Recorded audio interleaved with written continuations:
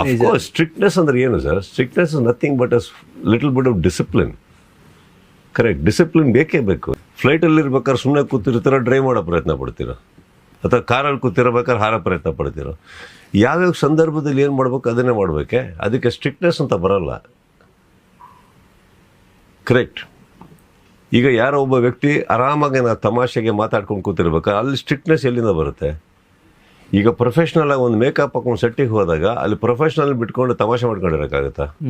Professional ಅಂತ ನಾವು ಯಾರು ನಗಾಡಲ್ಲ ಅನ್ನೋದೆಲ್ಲ.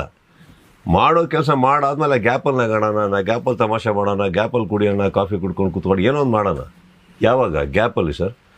ಡೋಂಟ್ ಫರ್ಗೆಟ್, ಸೆಟ್ಟಲ್ಲಿ ಅಂತ ಬಂದಾಗ ಪ್ರತಿ ನಿಮಿಷದಲ್ಲಿ ದುಡ್ಡು ಹೋಗ್ತಾ ಇರುತ್ತೆ. ಪ್ರತಿ ನಿಮಿಷ ಯಾವುದೋ ಒಬ್ಬನಿಗೆ ಕತೆ ಹೇಳೋ ಪ್ರಯತ್ನ ಪಡ್ತಾ ಇದೀವಿ. ಅಲ್ಲಿ ತಮಾಷೆ ಬೇಡ. ತಮಾಷೆ ಶಾರ್ಟ್ ಆದ್ಮೇಲೆ ಮಾಡೋಣ. Get my point?